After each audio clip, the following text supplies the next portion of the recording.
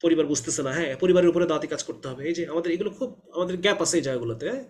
আমরা চাচ্ছি যে আমাদের পরিবারটা, আমি যেরকম দিন বুঝছি আমার পরিবার এরকম কেন বোঝে না। কিন্তু আমি এটা বুঝতে চাচ্ছি না যে আমি যে দিন বুঝতে পারলাম, হ্যাঁ আমি ইন্টারনেটের সাথে সংযোগ আছে, বিভিন্ন আলেমদের কথাবার্তা শুনি, বুঝতে পারছি, কিন্তু আমার পরিবার তো এই সুযোগটা হয়তো পাচ্ছে না। তারা এটা এটা এটা আমার আমার মতো বয়সে আমার বাপ মা এই সুযোগটা পায় নাই। ইসলাম এত অ্যাভেলেবল ছিল না সেই সময়, ইন্টারনেট ছিল না, ইসলাম এত অ্যাভেলেবল ছিল না, আলেম ওলামা এত অ্যাভেলেবল ছিল না। আমার আব্বা মা দিনের দিনের বুঝ পায় নাই, কিন্তু এটা যে আমার কাজ, যে আমি যে এখন দিনের বুঝটা পেয়েছি, আমি এখন চেষ্টা করবো আমার বাবা মাদেরকে দাওয়াতের কাজ করার। হ্যাঁ, বাবা মা যে মানতেছে না, আমি যে একজন দিনদার পাত্র চাই, আমার আব্বা মা মানে না। কেন মানে না? কারণ তারা দিন বোঝে না, দিনের গুরুত্বটা বোঝে না। আমি যেভাবে বুঝতে পারছি আমার আব্বা মা বুঝতে পারতেছে না। তাহলে এই জন্য আমার করণীয় কি? আমার করণীয় কি বাপ মাকে দোষারোপ করা, নাকি বাপ মাকে উপরে দাওয়াতের কাজ করা, বাপ মাকে বোঝানোর চেষ্টা করা? আপনারা যারা পরিবারের উপর দাওয়াতি কাজ করতে চান, আপনারা আমার কুরাত আয়ুন নামে একটা বই আছে, কুরাত আয়ুন, ওই বইয়ের প্রথম চ্যাপ্টার, ওখানে দাওয়াতের কাজ বাবা পরিবারের উপর কিভাবে করতে হবে এই বিষয়ে নিয়ে বিস্তারিত আলোচনা করেছি।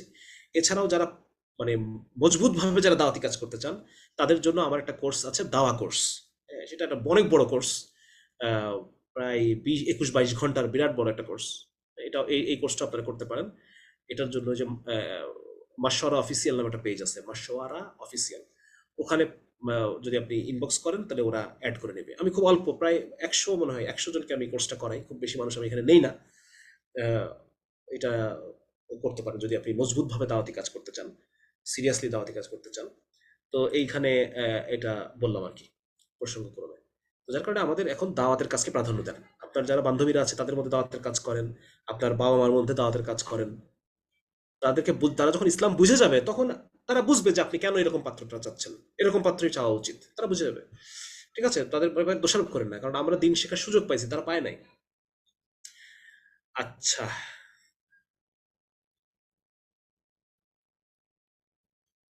বিয়ের ক্ষেত্রে আমরা কম্পিউটার কিনতে যত সময় নেই, একটা জামা কিনতে যত নেই, কিন্তু পাত্র পাত্রী পছন্দের ক্ষেত্রে অত সময় নেওয়ার চেষ্টা করি না।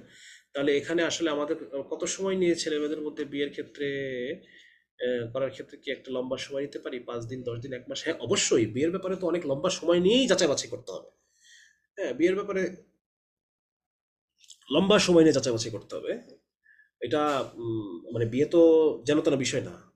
না, এটা অবশ্যই আপনি এটা লম্বা সময় নিয়ে আপনি এটা যাচাই বাছাই করবেন, পাত্র পাত্রী এগুলো করবেন।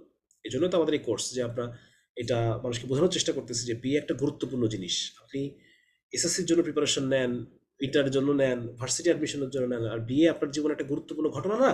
এটার জন্য আপনাকে লম্বা সময় প্রিপারেশন নিতে হবে।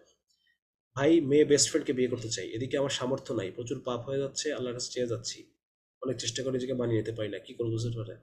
পরামর্শ পরামর্শ হচ্ছে মেয়েকে ভুলে যান, এটা হচ্ছে পরামর্শ। আপনার বিয়ের সামর্থ্য নাই, আপনার বয়স কম, প্রশ্নের প্যাটার্ন শুনে বোঝা যাচ্ছে আপনার বয়স কম। হ্যাঁ, সুতরাং এই মেয়ে বেস্ট ফ্রেন্ডকে বিয়ে করতে চাওয়া, এটাও একটা বয়স কমেরই একটা আলামত। তো সবকিছু মিলাই এই বয়সটা আপনার এখন মনে হচ্ছে আপনার এখনো বিয়ের বয়স হয় নাই। সুতরাং আহ, বিয়ের বয়স হইতে হইতে ধরো দেখা যাচ্ছে আরো 5 বছর লাগবে, আমি আন্দাজ করলাম আর কি। তো সেই ক্ষেত্রে এই 5 বছর তো আপনি এই প্রেমটা চালায় যাবেন। সুতরাং এটা হারাম, এটা সম্পূর্ণভাবে হারাম সম্পর্ক, এটার মধ্যে কোনো বরকত নাই, এটার মধ্যে ধ্বংস ছাড়া আর কিছু নাই। আপনার ক্যারিয়ার ধ্বংস হবে। আপনি শোনেন, পুরুষ মানুষের, আল্লাহ তাআলা বলছেন যে পুরুষকে নারীর উপরে এক স্তর মর্যাদা দেওয়া হয়েছে। কেন? কারণ তারা খরচ করে। পুরুষের যে মর্যাদা সমাজে, পরিবারে, এর একটাই, আল্লাহ তাআলা বলছেন যে কারণ তারা খরচ করে। পয়সা, পয়সা, বুঝতে পারছেন? পয়সা ছাড়া, এটা একটা একদম দুনিয়ার একদম আদিম কথা, একটা একটা মানে মৌলিক সত্য কথা। পয়সা ছাড়া পুরুষ মানুষের কোনো দাম নাই। আপনি যাকে বিয়ে করতে চাচ্ছেন, আপনার ক্যারিয়ার যদি ধ্বংস হয় তাহলে এই মেয়েও আপনাকে ইয়ে করবে না। সুতরাং আপনি এই মেয়ের সাথে সম্পর্ক বাদ দিয়ে ক্যারিয়ারের দিকে আপনি মনোযোগী হন। আপনি দিনের দিকে মনোযোগী হন, ইসলাম সম্পর্কে বেশি বেশি জানেন, আল্লাহর দিকে আরো আগানোর চেষ্টা করেন, হারাম সম্পর্ক থেকে ফেরত চলে আসেন, এবং জীবনটাকে প্রোডাক্টিভ ভাবে, হ্যাঁ, পড়াশোনা করে সুন্দর একটা ক্যারিয়ারের দিকে আপনি যাওয়ার চেষ্টা করেন। এগুলো বাদ দেন, এগুলো ধ্বংস ছাড়া কিছুই নাই এর মধ্যে।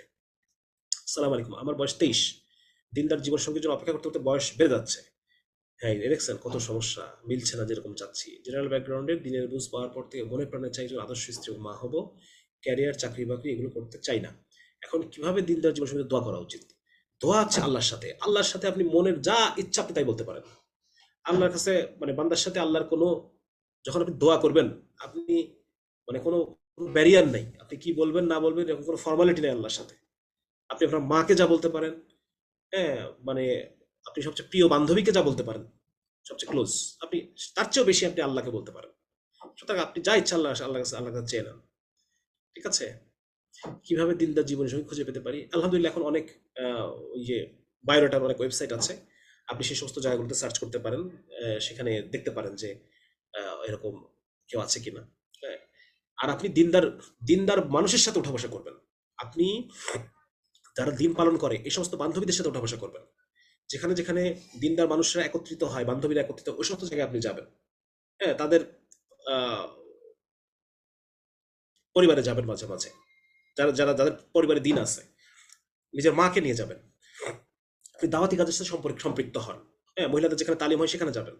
এগুলোর দ্বারা কি হয়? এগুলোর দ্বারা এক্সপোজার বাড়ে, নেটওয়ার্কিং বাড়ে। তখন জীবন সঙ্গী খুঁজে বের করা সহজ হয়। বুঝতে পারছেন না? আপনি একা একা ঘরের মধ্যে দিন পালন করতেছেন, আপনি তো পাবেন না, আপনার তো নেটওয়ার্কিং নাই। ইসলাম একা একা পালন করার জিনিস না। ইসলাম এটা হচ্ছে জমাতবদ্ধভাবে থাকা। ইসলাম সবাই মিলে পালন করা সামাজিক একটা বিষয়। সুতরাং এটা আপনার মাথায় রাখতে হবে সবসময়। হ্যাঁ, আপনি এই সমস্ত জায়গায় নেটওয়ার্কিং, দিনই নেটওয়ার্কিং যখন আপনার হবে বিভিন্ন জায়গায়, যখন আপনি যাবেন তখন দেখা যাচ্ছে এটা, যেসব জায়গা থেকে বিয়ের প্রপোজাল আসে বেশিরভাগই ক্যারিয়ার ওরিয়েন্টেড হয়। আমি এসব করতে চাই না, ঘরোয়া জীবন চাই, মেনে চলতে চাই, বয়সও বেড়ে যাচ্ছে। এই যে আমি যেটা বললাম, আপনি দাওয়াতি কাজের সাথে সম্পৃক্ত হন, মহিলাদের যে সমস্ত জায়গায় তালিম হয় এই সমস্ত জায়গায় যান, দিনদার বান্ধব মানে মানুষের সাথে বন্ধুত্ব করেন, বা দিনদার বন্ধুদের সাথে থাকেন। দেখবেন যে নেটওয়ার্কিং এর মাধ্যমে আল্লাহ তালা একটা না একটা, আমাদের কাজ হচ্ছে উসিলা তৈরি করা। হ্যাঁ, আল্লাহর পক্ষ থেকে আসবে, এই প্রপোজালটা আল্লাহর পক্ষ থেকে আসবে, কিন্তু আমাদের কানেকশন তৈরি করা, উসিলা তৈরি করা, এটা করতে হবে। আমার পিসিওটি আছে, এটা কি পাত্রকে আগে বলা উচিত? আচ্ছা, এইটা উম, পাত্রকে বলা উচিত কি না, এটা পিসিওডি কিন্তু চিকিৎসা করার দ্বারা ভালো হয়। বুঝছেন না? এটা চিকিৎসা করার দ্বারা ভালো হয়। এখন এটার দ্বারা দুইটা হয়, একটা হচ্ছে এটা, যা কারো যদি কেউ যদি চিকিৎসা না করে এটা বন্ধাত্বের দিকে চলে যাবে আস্তে আস্তে। হ্যাঁ, এটা বন্ধাত্বের দিকে চলে যাবে। আবার এটাও হয় যে আহ, ভালোও হয়। ঠিক আছে, ভালো হয়। তো এই অসুখের ব্যাপারটা, এটা দেখা যায় পাত্রপক্ষ যদি জানে, অনেকে জানে না এটা অসুখটা সম্পর্কে, তারা জানেই না অনেকে। হ্যাঁ, তো এটা আমার মনে হয় যে এটা, যেহেতু এটা ভালো হওয়ার সম্ভাবনা আছে, সুতরাং এটা না আসলে বলার কিছু নাই। আমি মনে করি যে অসুখটা ভালো হয় না, যেমন যে কেউ যদি পার্মানেন্টলি বন্ধা হয়ে গেছে, তো সেই ক্ষেত্রে দেখা যাচ্ছে যে এটা পাত্রকে বলে নেওয়া উচিত। কিন্তু যেখানে আপনার কনসিভ করার সুযোগও আছে, চিকিৎসা হওয়ার সুযোগ আছে, এই ক্ষেত্রে আর আমার মনে হয় যে না, বলার প্রয়োজন আমি মনে করতেছি না আর কি। একজন মেয়েকে বিয়ের প্রস্তুতি কিভাবে নেওয়া উচিত? বিয়ের প্রস্তুতি নেওয়ার ক্ষেত্রে একজন মেয়ে বিয়ের প্রস্তুতি কিভাবে নেবে? হ্যাঁ, বিয়ের প্রস্তুতি নেওয়ার ক্ষেত্রে যে এটা তো আমাদের কোর্সের শুরু থেকে তো আমি বলতেছি যে বিয়ের প্রস্তুতি কিভাবে নেবেন, আপনি নিজে ইলম অর্জন করবেন। হ্যাঁ, আপনি একজন আদর্শ মা, একজন মায়ের যে যোগ্যতাগুলো থাকা দরকার সেগুলো আপনার মধ্যে থাকতে হবে। হ্যাঁ, আপনার মধ্যে কি বলা যায়, সন্তানকে শেখানোর মতো ওই যোগ্যতা আপনার থাকতে হবে। আপনার একটা পরিবার মেনটেন করা, দেখবেন আপনার মা কি করে, আপনার মায়ের কাছ থেকে সংসার করা শিখতে হবে। আমরা কিন্তু মনে করি যে সংসার সবাই অটোমেটিক্যালি করতে পারে, এটা মায়ের কাছ থেকে শিখতে হয়। হ্যাঁ, আমি দেখছি অনেক মেয়েকে দেখছি যে সে রাত 11, সকাল 11টা পর্যন্ত সে ঘুমায়, আর তার মা ঘরের কাজ সবকিছু করতেছে। ছোট মেয়ে, পরিবারের সবার ছোট। হ্যাঁ, আদরে আদরে বাদর হয়েছে আর কি। কিন্তু এরকম না, বরং তাকে সংসার, আপনি আপনার মাকে অবসর করে দেন যে আম্মা আপনি সারা জীবন অনেক করছেন, আমি সব করতে, আমি বাবার জন্য সকালে খাবার বানানো, এ করা ও করা তা করা, কোটা বাসা যা যা, এগুলো সব আমি করে ফেলতেছি। আপনি এই যে আপনি ম্যাচুরিটির পরিচয় দিলেন। ঠিক আছে না? আপনার মা বৃদ্ধ বয়সে এখনো কষ্ট করতেছে, আর আপনি পরে পরে ঘুমাচ্ছেন, এগুলো কিন্তু ম্যাচুরিটি না।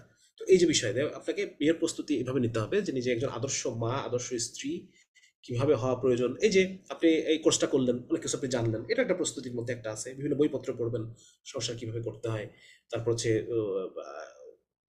ইলম অর্জন করবেন। হ্যাঁ, এভাবে করে আপনারা বিয়ের জন্য প্রস্তুতি গ্রহণ করবেন। ঠিক আছে না? এছাড়াও আরো বেশি প্রস্তুতি আছে। হঠাৎ করে স্বামী মারা গেলে কি করবেন? এই জন্য কিছু কাজ শিখতে হবে আপনাকে, এমব্রয়ডারি করা বা গ্রাফিক ডিজাইনিং বা কোনো কাজ। হ্যাঁ, যেটা করলে পরে দেখা গেল যে আপনি নিজে নিজেও চলতে পারেন। ভোকেশনাল কিছু কাজ, এগুলো কিন্তু যোগ্যতা, এগুলো অতিরিক্ত যোগ্যতা। রান্না বাড়া পারা, এটা একটা অতিরিক্ত যোগ্যতা।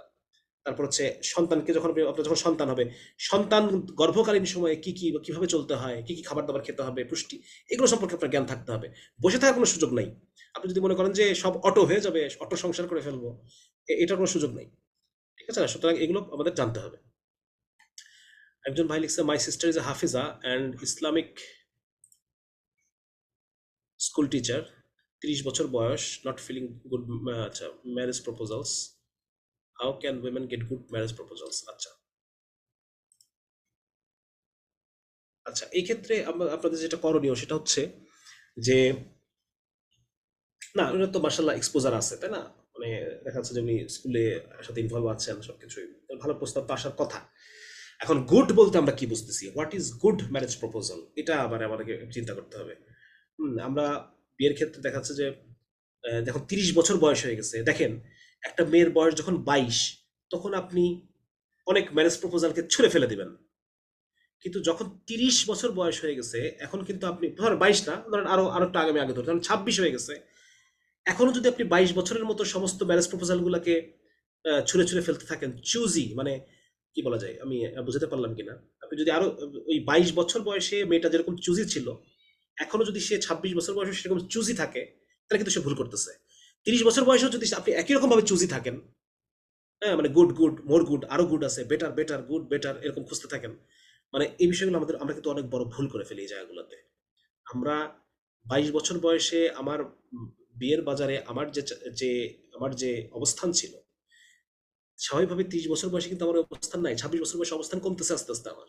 এটা আমাকে খুব ভালো করে বুঝতে হবে, ঠিক আছে না? মেয়ে, এটা কিন্তু আপনারা যতই আমার সাথে দ্বিমত করেন, মেয়েদের এই হচ্ছে প্যারামিটার হলো সৌন্দর্য।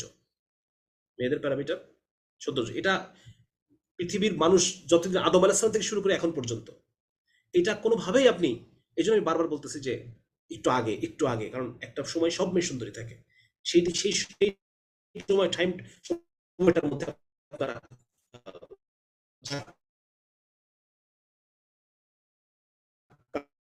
কাজ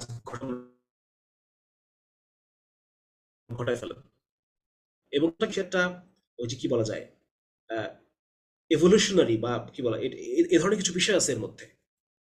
পুরুষ মানুষের হলো এস্টাবলিশমেন্ট, সমাজে সে যত এস্টাবলিশড হবে তত তার গুরুত্ব বাড়তে থাকবে, তত তার বিয়ের বাজারে তার প্রায়োরিটি বাড়তে থাকবে। আর মেয়েদের হচ্ছে সৌন্দর্য। এটার একটা এভলিউশনারি আছে, এটা প্রচুর আর্টিকেল আছে এটা নিয়ে, সাইকোলজির প্রচুর আলোচনা আছে এগুলো নিয়ে, যে কেন এরকম। হ্যাঁ মানে আহ, মেয়েরা মেয়েরা কি চায়, তাদের ব্রেন ম্যাপিং কি চায়, যার কারণে তারা পুরুষের এই বিষয়গুলোকে প্রায়োরিটি দেয়। আর পুরুষ মানুষ কি চায়, যার কারণে তারা, আপনারা অলরেডি সাইকোলজি ক্লাসটা আপনারা করছেন, আপনাদের কিন্তু অনেক কিছু আপনারা বুঝে ফেলছেন অলরেডি, যে কেন পুরুষ মানুষ মেয়েদের সৌন্দর্যটাকে পছন্দ করে। আর মেয়েরা কেন পুরুষ মানুষ একটু এস্টাবলিশড হবে, হ্যাঁ, একটু একটু কি বলা যায়, সামাজিক প্রতিপত্তি সম্পন্ন হবে, কারণ তারা চায় প্রোটেকশন। নারীরা, তাদের ব্রেন ম্যাপের মধ্যে এরকম আছে যে তারা চায় প্রোটেকশন। আর পুরুষ মানুষ চায় ওই যে টপ প্রায়োরিটির মধ্যে, আমি বলছিলাম যে পুরুষের 1 2 3-এর মধ্যে একটা জিনিস প্রায়োরিটি থাকে। এবং এছাড়া এর মধ্যে পরবর্তী জেনারেশনকে শক্তিশালী করার বিষয় আছে, পরবর্তী জেনারেশন যেন আহ, শক্তিশালী হয়, সুন্দর হয়, এরকম একটা টেন্ডেন্সি মানুষের মধ্যে থাকে, মানুষ সাবকনশিয়াস মাইন্ডে, আমরা এটা সবসময় বুঝি না। তো যার কারণে এটা বলতে চাচ্ছি আমি, যে দেখেন, গুড ম্যারেজ প্রপোজাল, 22 বছর বয়সে আপনার গুডের সংজ্ঞা যেটা ছিল, এই 30 বছর বয়সে এসে আপনি যদি গুডের সংজ্ঞা একই রকম রাখেন, তাহলে কিন্তু পরিস্থিতি খুব করুণ হয়ে যাবে।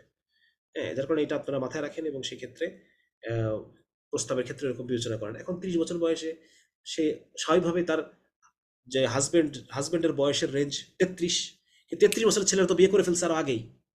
33 বছরের ছেলেরা তো অলরেডি তার 5 7 বছর সংসার করে ফেলছে। সুতরাং এটা আপনাদের একটা হয়েছে, আপনারা হয়তো 22 24 বছর বয়সে অনেক বেশি চুজ করছেন, একটা সময় অনেক বেশি বায়োটাকে আপনারা বাদ দিচ্ছেন, অনেক বেশি অপশনকে আপনারা ছেড়ে দিচ্ছেন, যার কারণে লেট হয়ে গেছে। চেষ্টা করেন, ইনশাল্লাহ এখনো সুযোগ আছে, সময় আছে, দোয়া করেন আপনারা সবাই মিলে, চেষ্টা করেন, দোয়া করেন। হ্যাঁ, এবং আহ, ইসলাম যে অপশনগুলো রাখছে, আপনারাও তাকে অপশন হিসেবে রাখেন। আমরা মানে ভালো একটা পাত্র হলেও আমরা সেকেন্ড বা থার্ড ম্যারেজ হওয়াটাকে কোনো অপশনের মধ্যেই রাখি না আমরা। আমার কি এমন যোগ্যতা আছে, আমি কারো কি আমার যোগ্যতা কম নাকি যে আমি কারো ইয়ে হবো? কিন্তু ইসলাম যেটাকে অপশন রাখছে, আপনারা জীবনটাকে কঠিনই করছি, সহজ করতে পারি নাই। আমাদের মানে আফসোস আর কি। আমার বয়স 20, ইন্টারমিডিয়েট পড়াশোনা করছি। বিয়ে করা কি ঠিক হবে? অবশ্যই আপনার এই বয়সে বিয়ে করা ঠিক হবে। আপনার যদি সুযোগ থাকে এই বয়সে আপনি বিয়ে করে ফেলেন। এই যে কেবলই কিন্তু আমি অনেকগুলো কথা বলে ফেলছি।